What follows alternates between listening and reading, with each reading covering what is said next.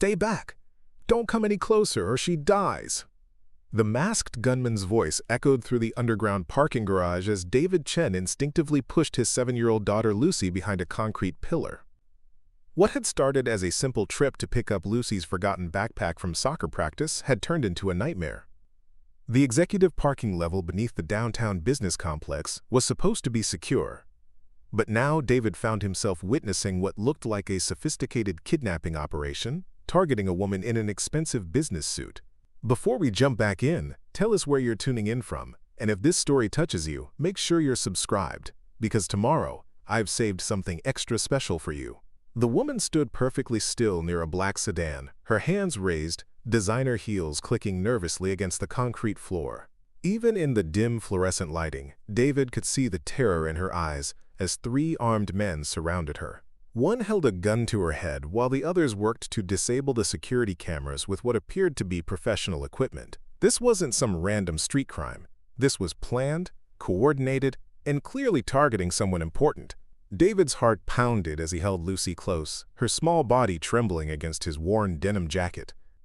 He was just a night shift security guard at a local warehouse, picking up his daughter after her soccer practice had run late. His beat-up Honda Civic looked pathetically out of place among the luxury vehicles that filled this executive level. The kidnappers had obviously not expected any witnesses. Their timing suggested they knew the building's patterns, knew when this level would be empty. "Please," the woman's voice carried across the garage, refined and controlled even in her fear. "Whatever you want, we can discuss this. There's no need for violence." Her accent suggested education, privilege, everything David wasn't. But something about her composure under pressure struck him as remarkable. Most people would be hysterical in this situation. The lead kidnapper laughed coldly. "Lady, you're worth more than this entire building. Your daddy's company is going to pay very well for your safe return." David's mind raced as he processed this information. This wasn't just any kidnapping. They were targeting someone from a wealthy family, someone whose disappearance would make headlines. Lucy whispered against his ear, "Daddy, what's happening? I'm scared." David gently stroked her hair, his calloused hands, roughened by years of manual labor, providing what comfort he could. He needed to get Lucy out of here safely, but the kidnappers were blocking the only exit. His phone had no signal in the underground garage, and even if he could call for help, it would take police at least 10 minutes to arrive. By then, these professionals would be long gone with their victim. The woman caught sight of David and Lucy hiding behind the pillar. For a split second, their eyes met across the garage. In that brief moment, David saw something that made his chest tighten. Not just fear, but a desperate hope that maybe, somehow, someone could help her. She quickly looked away, not wanting to draw the kidnapper's attention to the father and daughter who had accidentally stumbled into this nightmare. "Move," one of the kidnappers barked, grabbing the woman's arm roughly. "The van's waiting upstairs. Boss wants you delivered in one piece, but that doesn't mean we can't make this painful if you don't cooperate." The woman stumbled slightly but regained her composure, her chin lifting with a dignity that David found oddly inspiring. As they began moving toward the elevator, David knew he had perhaps 60 seconds before they would be gone forever. This woman, whoever she was, would disappear into a world of ransom demands and potential violence. Preparing and narrating this story took us a lot of time, so if you are enjoying it, subscribe to our channel. It means a lot to us. Now, back to the story. He thought of Lucy, of the stories he told her every night about heroes who helped people in trouble. What kind of father would he be if he just watched this happen? But what could a security guard possibly do against 3 armed professionals? David Chen had no training for this kind of situation, no experience with violence or rescue operations. He was just a single father trying to make ends meet, working nights so he could be there for Lucy during the day. The smart thing, the safe thing, would be to wait until they were gone, then call police and give a description.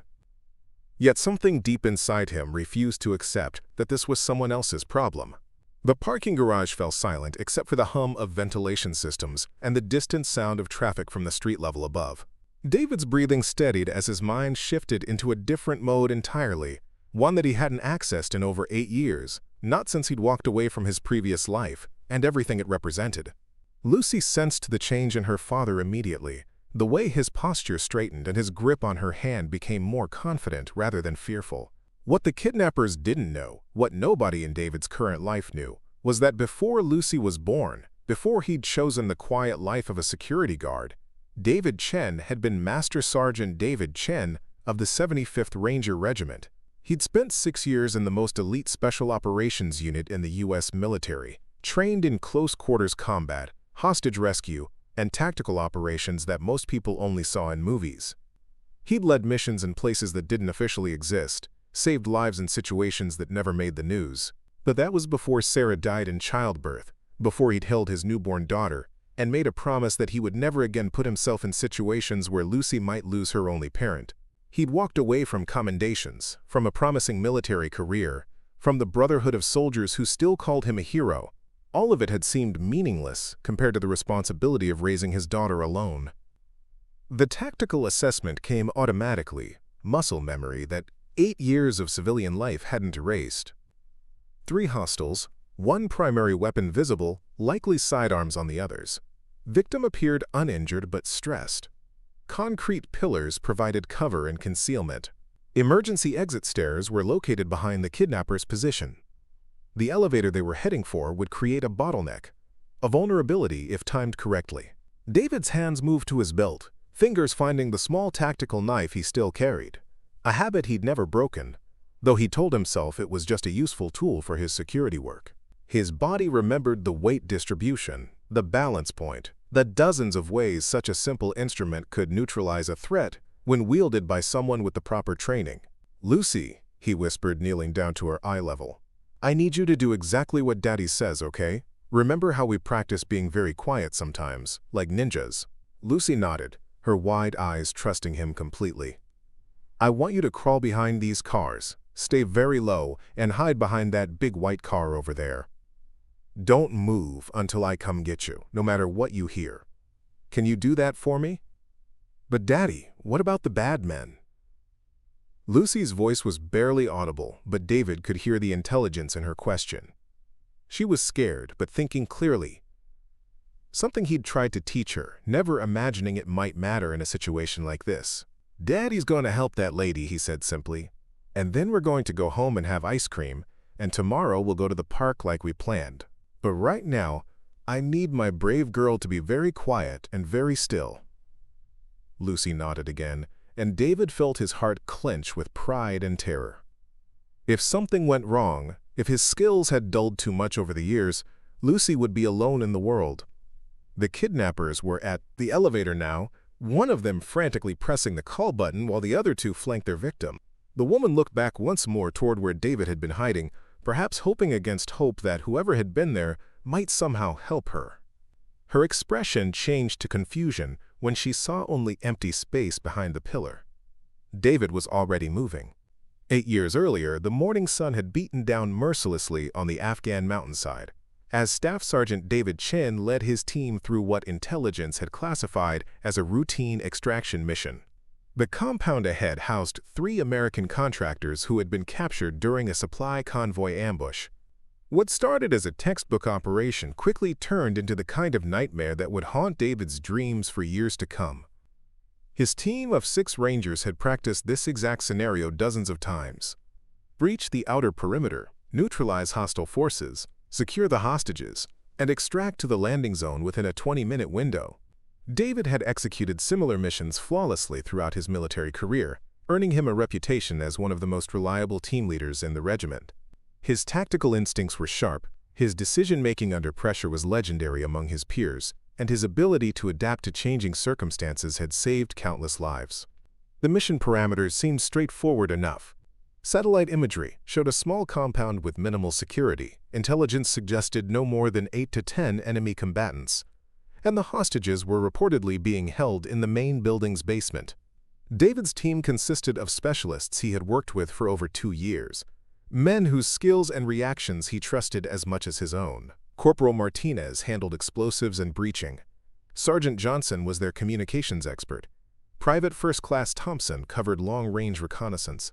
Staff Sergeant Williams managed close-quarters combat, and Specialist Rodriguez provided medical support. The initial breach went exactly according to plan. Martinez placed his charges with surgical precision, creating entry points that would allow the team to flood the compound simultaneously from multiple angles. David coordinated the assault through hand signals and whispered commands, his team moving like extensions of his own body. They had trained together so extensively that verbal communication was rarely necessary during operations. Within the first 3 minutes, they had neutralized the outer guards and established control of the compound's perimeter. David's tactical assessment had been accurate. The enemy force was smaller than expected and appeared to be poorly organized local militia rather than trained insurgents. The hostages' location matched the intelligence reports.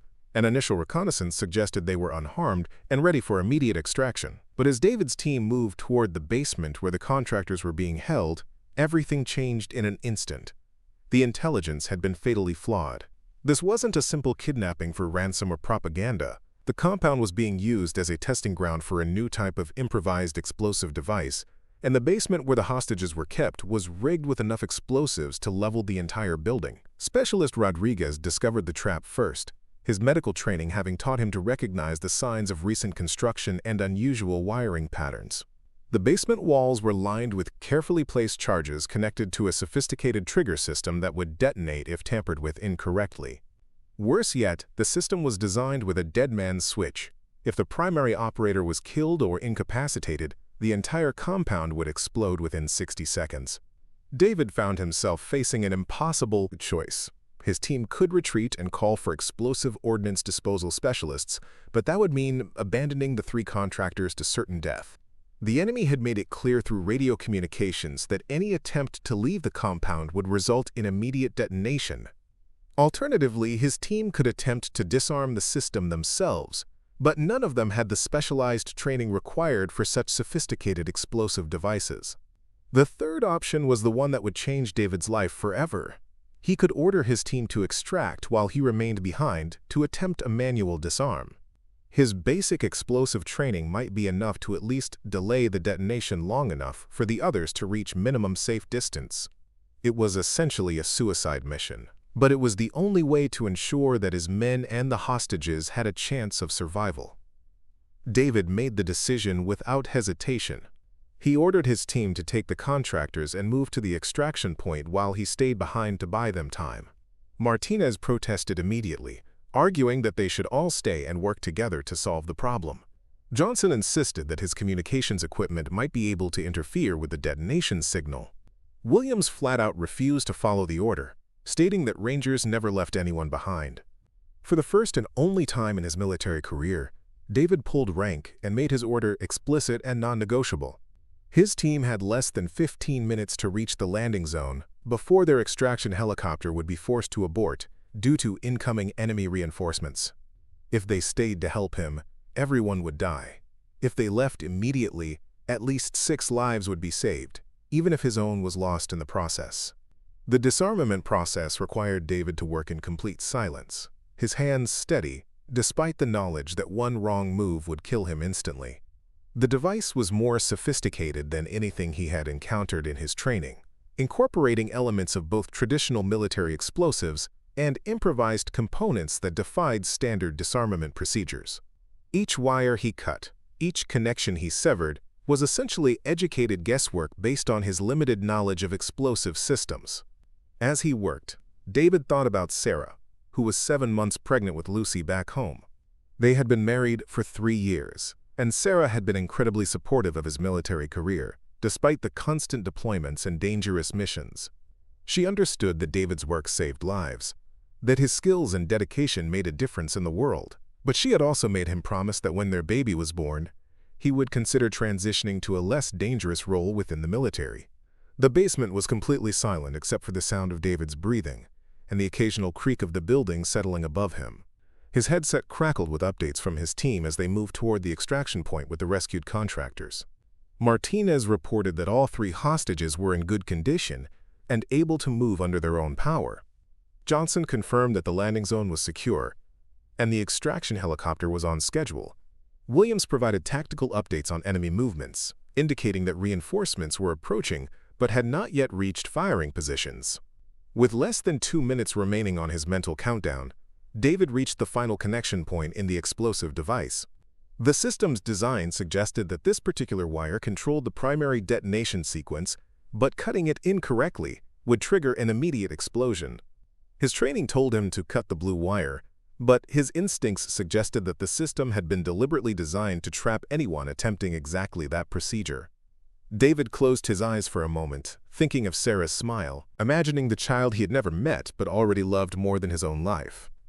If he was wrong about this final decision, Lucy would grow up never knowing her father. But if he was right, he would make it home to hold his daughter for the first time, to be the father she deserved to have.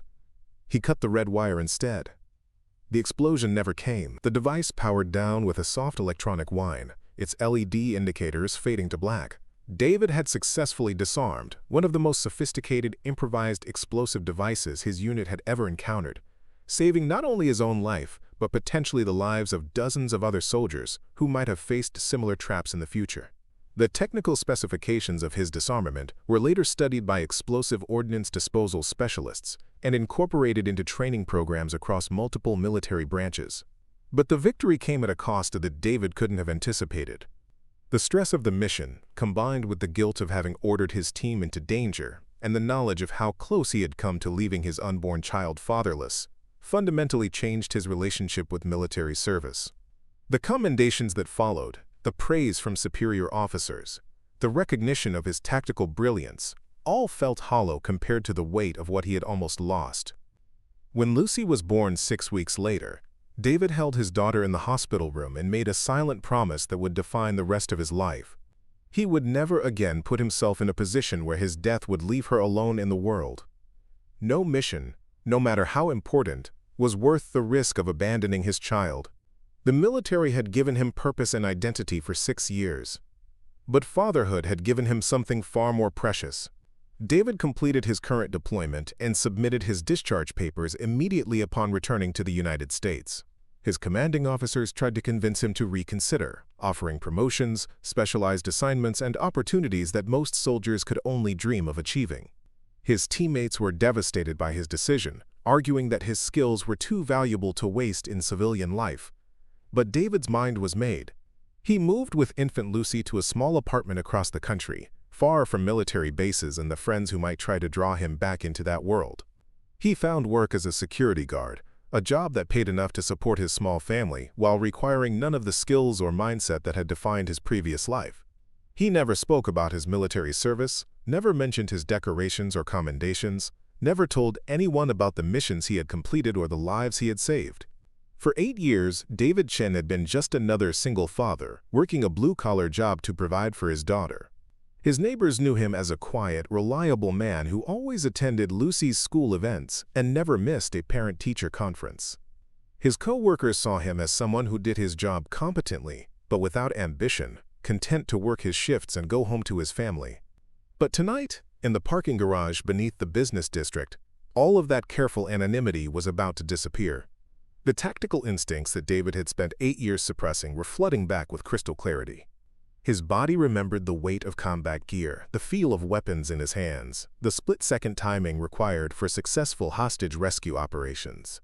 Most importantly, his mind was calculating angles, distances, and probabilities, with the same precision that had once made him one of the most effective soldiers in the United States military. The 3 kidnappers had no idea that their simple abduction plan was about to encounter someone whose entire purpose in life was protecting the innocent and bringing dangerous people to justice. The elevator doors opened with a mechanical ding that echoed through the concrete chamber like a death knell. David watched from his concealed position behind a silver Mercedes as the lead kidnapper shoved the woman forward, his grip rough on her upper arm. She stumbled slightly but maintained her composure, her expensive heels clicking against the elevator floor as she was forced inside. The second kidnapper kept his weapon trained on her while the third man worked frantically to disable the last security camera mounted near the elevator bank. David's mind cataloged every detail with military precision. The primary hostile was approximately 6 feet tall, muscular build, wearing dark clothing and a ski mask that obscured his features but left his eyes visible. His movements suggested professional training, possibly former military or law enforcement. The weapon in his hand was a Glock 19, standard issue for many security organizations, held with proper grip and trigger discipline. This wasn't some desperate amateur looking for quick money. The second kidnapper was shorter, but broader, his stance indicating he was comfortable with violence. His role seemed to be crowd control and intimidation, keeping the victim compliant while his partner handled logistics. The third man was clearly their technical specialist, working with electronic equipment that looked expensive and sophisticated. Their coordination suggested they had worked together before, possibly multiple times. The woman caught David's eye for a split second through the gap between parked cars. Even in her terror, there was something remarkable about her bearing. She wasn't begging or crying like most kidnapping victims would be. Instead, she seemed to be studying her captors, memorizing details, looking for opportunities. Her business attire was immaculate despite the circumstances, and her posture suggested someone accustomed to being in control of difficult situations. "Move faster!" the lead kidnapper growled, his voice carrying an accent that David couldn't immediately place. "The van's waiting on level 2. Boss wants you delivered within 30 minutes, and we're already behind schedule." The woman nodded silently, stepping fully into the elevator. David realized he had perhaps 15 seconds before the doors closed, and his chance to act would be gone forever. His tactical assessment was complete. 3 armed hostiles, 1 civilian in immediate danger, confined space that would limit movement but also restrict their ability to use firearms effectively. The elevator represented both an opportunity and a trap. If David could reach them before the doors closed, the small space would work to his advantage. His close-quarters combat training had prepared him for exactly this type of scenario. But Lucy was still hidden behind the white sedan, depending on him to keep her safe. Every instinct screamed at him to stay with his daughter, to avoid any action that might result in her being orphaned. He had made a promise 8 years ago to never again put his life at risk, to always prioritize his role as a father over everything else. Breaking that promise now felt like betraying not just Lucy, but also Sarah's memory and the sacrifice she had made giving birth to their daughter. The elevator doors began to slide shut with mechanical inevitability. David watched the gap narrow and felt time compressing around him like a physical force. In combat, he had learned to operate in these moments of crystallized decision, where entire futures balanced on split-second choices. But this wasn't combat, and he wasn't a soldier anymore. He was a father whose daughter needed him to come home safely. Then the woman looked directly at him through the closing gap, and David saw something that changed everything. It wasn't just fear in her eyes, but a desperate, silent plea for help that reminded him of every person he had ever saved during his military service. She was someone's daughter too, possibly someone's mother or sister. She had people who loved her, people who would be destroyed if she disappeared into the criminal underworld of professional kidnapping. David moved before his conscious mind finished processing the decision. His body remembered the fluid motion of tactical advancement, staying low and using available cover while closing distance rapidly. The concrete pillars and parked cars provided concealment as he approached the elevator bank, his footsteps silent on the smooth floor. 8 years of civilian life hadn't erased the muscle memory of covert movement. The technical specialist was still working on the security camera when David reached striking distance. His tactical knife appeared in his hand with practiced ease, the blade reflecting the harsh, fluorescent lighting. David's approach was completely silent, his breathing controlled, his movements economical and precise. The first rule of close-quarters combat was to neutralize the greatest threat quickly and quietly. The knife found its mark between the technical specialist's ribs, angled upward to avoid major organs but causing immediate incapacitation. The man dropped his equipment and collapsed without making a sound, his body going limp as shock set in. David caught him before he could fall noisily and lowered him gently to the concrete floor. 1 down, 2 to go. The elevator doors were nearly closed now, with only a 6-inch gap remaining. David could see the lead kidnapper's back as he faced the control panel, selecting their destination floor. The second kidnapper was focused entirely on the woman, his weapon trained on her center mass. Neither of them had noticed their technical support had been eliminated. David reached the elevator just as the doors completed their closing sequence. His fingers found the gap between the steel panels and applied pressure with mechanical advantage techniques learned during urban warfare training. The elevator's safety system engaged immediately, sensors detecting the obstruction and automatically reversing the door closure. The gap widened as the door slid back open, revealing the startled faces of the two remaining kidnappers. The element of surprise lasted exactly 2 seconds. The lead kidnapper spun toward the opening doors, his weapon sweeping up in a practiced arc. His training was evident in the speed of his reaction, but David had anticipated this response. Before the gun could align with his position, David was already inside the elevator, moving laterally to avoid the firing line while closing distance with his primary target. The confined space worked exactly as David had calculated. The kidnappers couldn't use their weapons effectively without risking injury to their valuable hostage, and their movement was restricted by the elevator's walls. David's close-quarters combat training had prepared him specifically for environments like this, where superior tactics mattered more than superior firepower. His first strike targeted the lead kidnapper's weapon hand, a precise blow that numbed the fingers and caused the gun to clatter across the elevator floor. His second strike was an elbow to the solar plexus that doubled the man over and left him gasping for breath. The entire sequence took less than 3 seconds and was completed in almost total silence. The second kidnapper was already moving, swinging his own weapon toward David's position. But the woman, demonstrating remarkable presence of mind under pressure, suddenly dropped to the floor, removing herself from the line of fire and creating an opening for David to act. Her quick thinking probably saved both their lives. David's tactical knife found the second kidnapper's wrist, severing tendons and nerves with surgical precision. The weapon fell from nerveless fingers as the man screamed in pain and surprise. A follow-up strike to the carotid artery caused immediate unconsciousness, and the kidnapper collapsed into the corner of the elevator. The lead kidnapper was recovering from the solar plexus strike, reaching for a backup weapon concealed in his jacket. David intercepted his movement with a restraining hold that left the man conscious but completely immobilized. Years of tactical training had taught him dozens of ways to control prisoners without causing permanent injury. The entire confrontation had lasted less than 30 seconds. 3 professional kidnappers had been neutralized with minimal noise and no shots fired.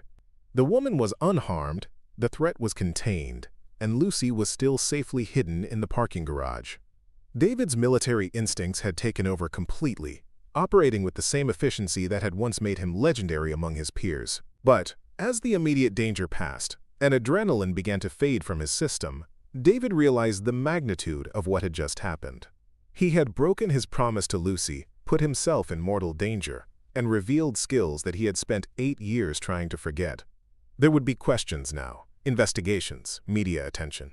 His carefully constructed civilian identity was about to be shattered. The woman rose slowly from the elevator floor, her business suit wrinkled but her dignity intact. She looked at David with a mixture of gratitude and curiosity that made him uncomfortable. In her eyes, he could see the questions forming, the recognition that whoever had just saved her was far more than he appeared to be.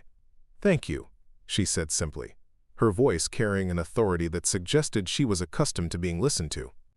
"I don't know who you are, but you just saved my life." David nodded silently, already planning how to extricate himself from this situation with minimal exposure. He needed to collect Lucy, contact the police, and disappear before anyone started asking questions about his background or capabilities. But something about the woman's bearing, about the way she carried herself even after such a traumatic experience, made him pause. This wasn't just any kidnapping victim. The kidnappers had mentioned her father's company, suggested she was worth millions in ransom money. David was beginning to realize that he had just rescued someone whose identity might be as surprising to him as his own would be to her. The woman extended her hand toward David with practiced grace, despite the fact that she had just survived a kidnapping attempt that could have ended her life. Her composure was remarkable, the kind of self-control that came from years of handling high-pressure situations in boardrooms and corporate environments. Even her handshake was firm and confident, as if she were greeting a business partner rather than thanking the man who had just saved her from professional criminals. "I'm Rebecca," she said, her voice steady and professional. Rebecca Harrison. The name meant nothing to David initially, just another wealthy executive who had been targeted for her family's money. But something about the way she said it, the slight pause before her last name, suggested there was more significance to her identity than he was immediately grasping. David accepted her handshake with his calloused fingers, acutely aware of the contrast between her manicured nails and his work-roughened hands.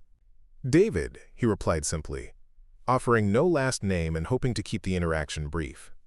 "Are you injured? Do you need medical attention?" His military training had taught him to assess casualties immediately after any engagement, but he also wanted to establish that she was safe, so he could collect Lucy and leave. Rebecca shook her head, brushing dust from her expensive blazer with movements that suggested this wasn't the first crisis she had navigated with dignity intact. "I'm fine, thanks to you, but I have to ask, who are you really? That wasn't luck or adrenaline back there. You moved like someone with serious training." Her eyes were sharp and intelligent, studying David's face with the kind of analytical intensity that had probably served her well in whatever business dealings had made her a kidnapping target. Before David could deflect her question, the sound of approaching sirens echoed through the parking garage. Someone must have heard the commotion or noticed the disabled security cameras.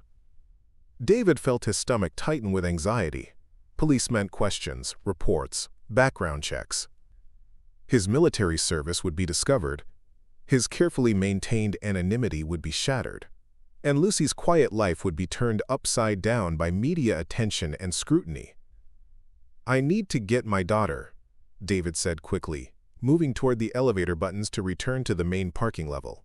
"She's been hiding during all this, and she must be terrified." Rebecca's expression immediately softened at the mention of Lucy, her businesslike demeanor giving way to genuine concern for a child who had been caught up in this dangerous situation. "Your daughter was here?" Rebecca's voice carried notes of horror and admiration. "You risked your life to save a stranger while your own child was in danger?" She followed David as he pressed the button for the main parking level, her high heels clicking against the elevator floor. That takes incredible courage. Or incredible foolishness. I'm not sure which. David didn't respond to her assessment. His mind was focused entirely on reaching Lucy and making sure she was safe. The elevator rose slowly through the building's levels, each floor passing with mechanical precision while David's anxiety grew exponentially. 8 years of peaceful anonymity were about to end because he had been unable to stand by and watch an innocent person be dragged into violence. When the elevator doors opened on the main parking level, David spotted Lucy immediately. She was exactly where he had told her to hide, crouched behind the white sedan with her small hands pressed over her ears. Her school backpack was clutched against her chest like a shield, and her wide eyes were filled with tears that she had been trying not to shed. The sight of her obvious terror made David's chest ache with guilt and protective fury. "Lucy," he called softly, kneeling down with his arms extended. "It's okay, sweetheart. Daddy's here." Lucy launched herself toward him with the desperate relief of a child who had been brave for as long as she could manage. David caught her in a fierce hug, feeling her small body trembling against his chest. Her arms wrapped around his neck with desperate intensity, as if she were afraid he might disappear again. "I was so scared, Daddy," Lucy whispered against his ear. "There were loud voices and scary sounds, and I didn't know if you were coming back." Her words hit David like physical blows, confirming his worst fears about exposing her to danger. This was exactly why he had left military service, exactly why he had promised never again to put his life at risk. Rebecca watched this reunion with an expression that was difficult to read. Her face showed genuine emotion for the first time since David had met her, as if seeing a father comfort his frightened child had penetrated whatever professional armor she usually wore. She approached them slowly, her movements careful and non-threatening, clearly recognizing that Lucy was already traumatized by the evening's events. "Hello," Rebecca said gently, crouching down to Lucy's eye level. "I'm Rebecca. Your daddy just helped me when some bad men were trying to hurt me. He's a real hero." Lucy peered at Rebecca from the safety of David's arms, her natural curiosity beginning to overcome her fear. Rebecca's tone was warm and genuine, very different from the crisp business voice she had used with David. "Are you okay now?" Lucy asked in her small voice, displaying the kind of empathy that made David proud, despite the circumstances. "Did the bad men hurt you?" Rebecca smiled, and for the first time, David could see past her executive facade to the person underneath. Her smile was warm and authentic, transforming her face completely. "I'm perfectly safe now, thanks to your brave daddy," Rebecca replied. "But I bet you were very brave too, hiding and staying quiet like he told you to." Lucy nodded solemnly, pleased to be recognized for her own courage during the ordeal. David felt a surge of love for his daughter's resilient spirit, even as he worried about the psychological impact of what she had witnessed. The sound of sirens was getting closer now, and David could see flashing lights beginning to reflect off the concrete walls of the parking garage. Multiple police units were responding, which meant this incident was being treated as a major crime rather than a simple assault. The kidnappers he had neutralized were professionals, which suggested their intended victim was someone of significant importance. "David," Rebecca said, her business voice returning as she seemed to shift back into executive mode. "The police are going to want statements from both of us. There will be reports, possibly media attention. I need you to understand something important before they get here." She paused, looking directly into his eyes with an intensity that made him uncomfortable. "My full name is Rebecca Harrison. I'm the CEO of Harrison Industries." She waited for recognition that didn't come. David's expression remained blank, clearly unfamiliar with the name or company. Rebecca seemed almost surprised by his lack of reaction. "Harrison Industries is one of the largest technology companies in the world.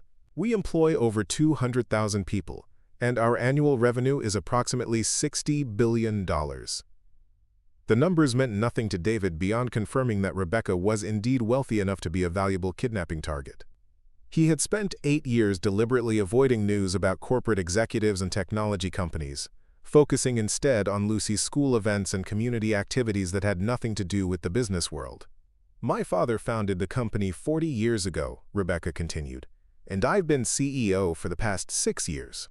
What those men were planning tonight, taking me for ransom, it would have been international news.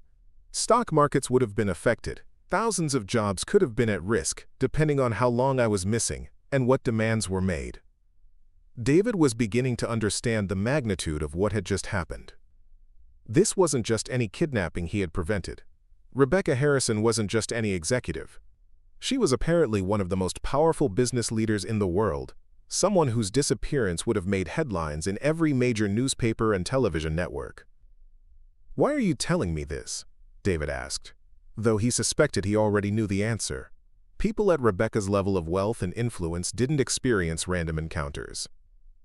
Everything in their world was calculated, including expressions of gratitude to the people who helped them. Rebecca's smile was knowing, as if she had read his thoughts. "Because in about 5 minutes, this parking garage is going to be filled with police officers, FBI agents, and probably reporters. My security team will arrive shortly after that, along with corporate lawyers and crisis management specialists. This story is going to be everywhere by morning." Lucy looked up at her father with confusion in her eyes. She was old enough to understand that something important was happening, but too young to grasp the implications of corporate power and media attention. David realized that their quiet life in their small apartment was about to become impossible. Reporters would find their address, Lucy's school would be besieged with photographers, and their privacy would be destroyed. "There's something else," Rebecca said, her voice dropping to a more confidential tone.